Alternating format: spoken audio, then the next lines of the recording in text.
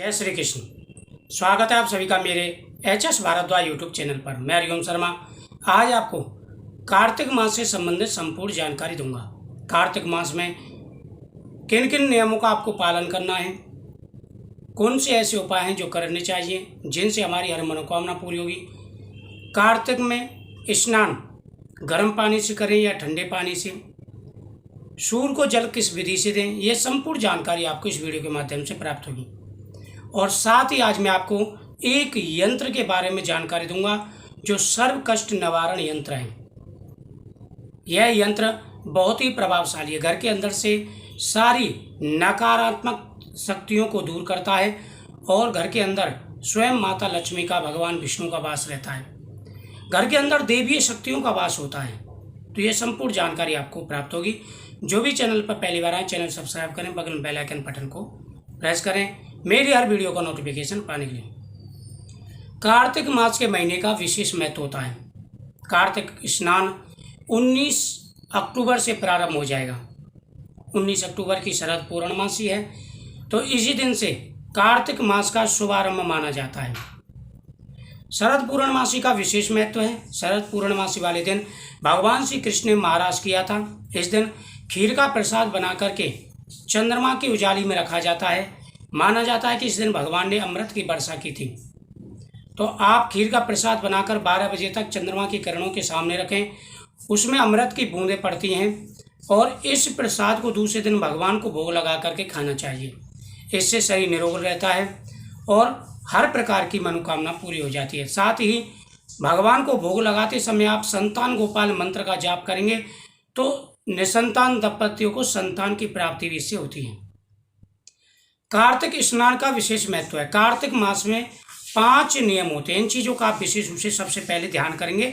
5 नियम कौन कौन से होते हैं। उससे पहले आपको एक चीज़ के बारे में जानकारी देता हूँ कि दीपावली आने वाली है और मैं एक यंत्र तैयार कर रहा हूँ।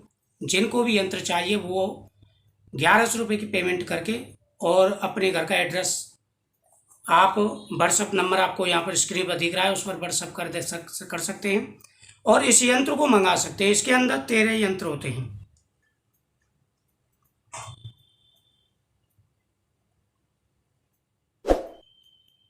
इसके अंदर 2 प्रकार के यंत्र, एक 13 यंत्र होते हैं, एक में 16 यंत्र होते हैं। तो ये आप देख सकते हैं, यह है कष्ट निवारण यंत्र, सर्व कष्ट निवारण यंत्र है ये। इसके अंदर 16 यंत्र हैं और 13 यंत्र का भी है। तो ये पूरा सिद्ध किया जाता है माता लक्ष्मी के मंत्र से। इसमें श्री यंत्र मिलेगा, नवग्रह यंत्र है, व्यापार वृद्धि यंत्र है, बगलामुखी यंत्र है, सरस्वती यंत्र है, महामृत्युंजय यंत्र है, कनकधारा कुबेर यंत्र है, वाहन दुर्घटना नाशक यंत्र है, वास्तु दोष निवारण यंत्र भी इसके अंदर है।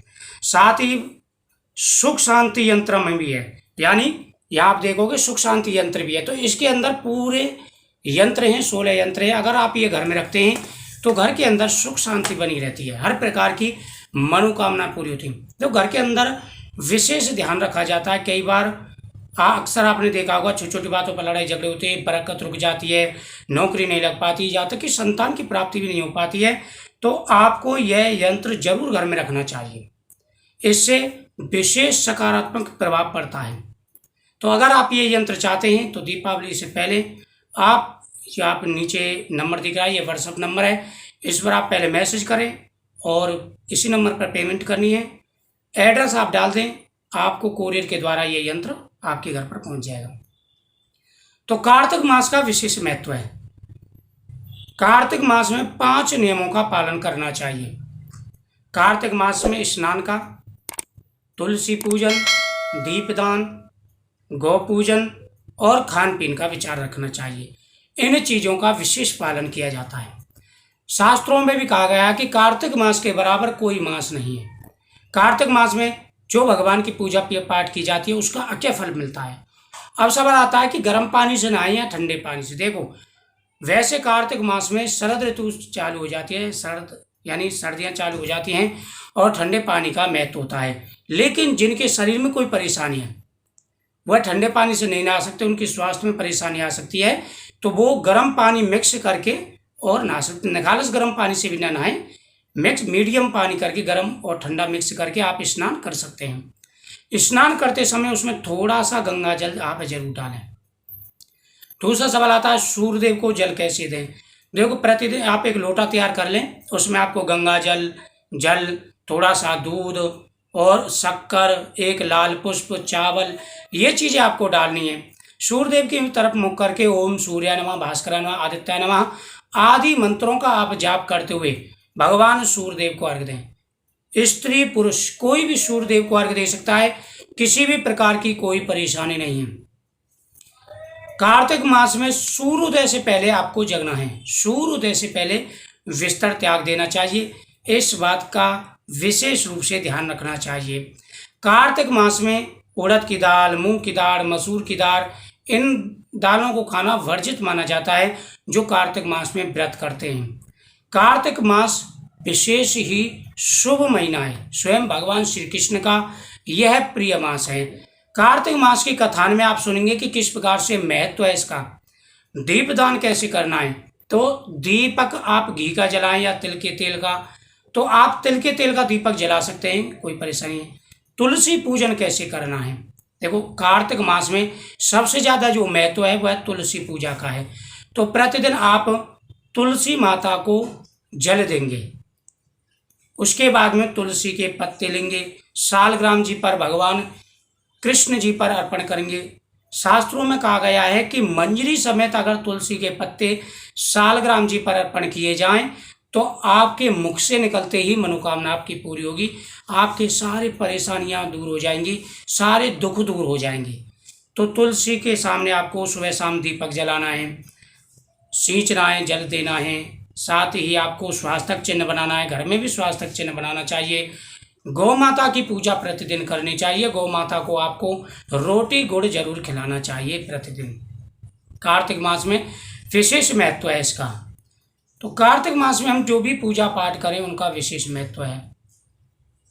आप किसी भी मनोकामना को बोल करके अगर आप नियमों का पालन करेंगे, भगवान के सामने चौमुखी आटे का दीपक जलाएंगे, वही भगवान शिव की पूजा करेंगे, तो आपकी मनोकामना जरूर पूरी होगी। अब सवाल आता है कि जैसे बहुत से पर्व आ जाते हैं कार्तिक मास में, बीच में पर्व आ जाते हैं, जैसे सूर्य छठ है या और कोई व्रत आ जाते हैं, करवा चौथ व्रत है, तो उसमें स्नान या नियम कैसे निभाने। तो देखो, महीने का पूरा नियम चलता है, अगर आपके बीच में 1-2 दिन के कोई व्रत आ जाते हैं तो आपको व्रतों का पालन करना चाहिए। कार्तिक मास में अगर आप उन व्रतों का पालन करते हैं तो ज़्यादा महत्व मिलता है। जैसे सूर्य छठ आ जाती है, सूर्य छठ की पूजा होती है 2-3 दिन की, तो आप उस जैसे नियम सूर्य पूजा के उसी प्रकार से आप पूजन करें, तो आप जितनी पूजा करेंगे उतना फल मिलेगा। थोड़ी सी पूजा का अनंत गुना फल इसमें मिल जाता है। तामसिक भोजन, मीट, मांस, अंडा, प्याज, लहसुन, इनसे आपको दूर रहना है इस महीने। तो मुझे उम्मीद है आपको जानकारी अच्छी लगी होगी, तो वीडियो को शेयर करें, चैनल को सब्सक्राइब करें। जय श्री